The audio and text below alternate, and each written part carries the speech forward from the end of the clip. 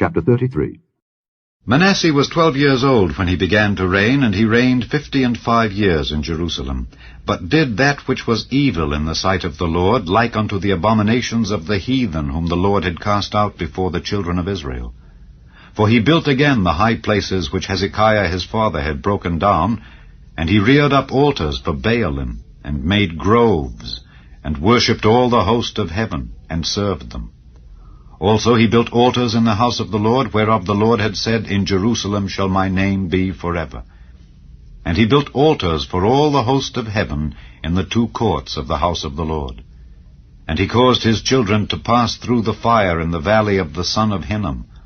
Also he observed times, and used enchantments, and used witchcraft, and dealt with a familiar spirit and with wizards. He wrought much evil in the sight of the Lord, to provoke him to anger. And he set a carved image, the idol which he had made, in the house of God, of which God had said to David and to Solomon his son, In this house and in Jerusalem, which I have chosen before all the tribes of Israel, will I put my name forever.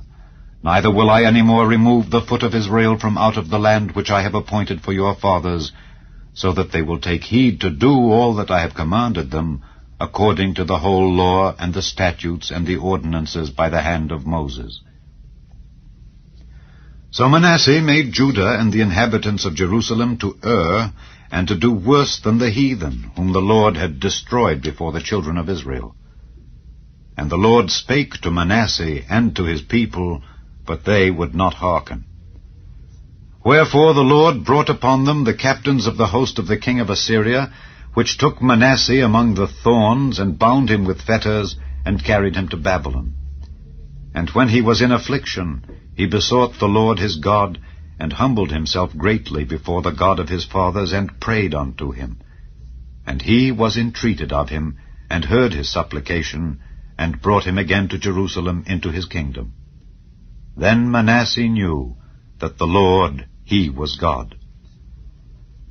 Now after this he built a wall without the city of David, on the west side of Gihon in the valley, even to the entering in at the fish gate, and compassed about Ophel, and raised it up a very great height, and put captains of war in all the fenced cities of Judah.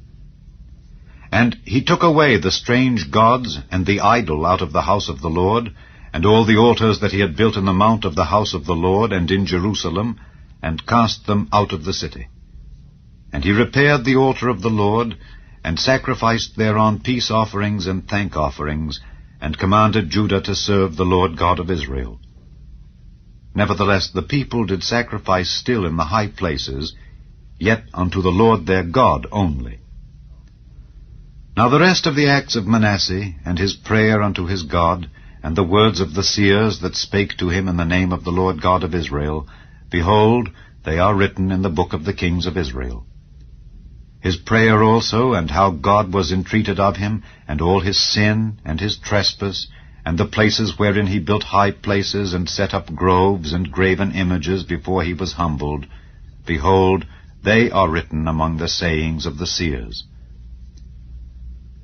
So Manasseh slept with his fathers, and they buried him in his own house, and Amon his son reigned in his stead. Amon was 22 years old when he began to reign, and reigned 2 years in Jerusalem. But he did that which was evil in the sight of the Lord, as did Manasseh his father. For Amon sacrificed unto all the carved images which Manasseh his father had made, and served them, and humbled not himself before the Lord, as Manasseh his father had humbled himself. But Amon trespassed more and more. And his servants conspired against him, and slew him in his own house. But the people of the land slew all them that had conspired against King Amon. And the people of the land made Josiah his son king in his stead.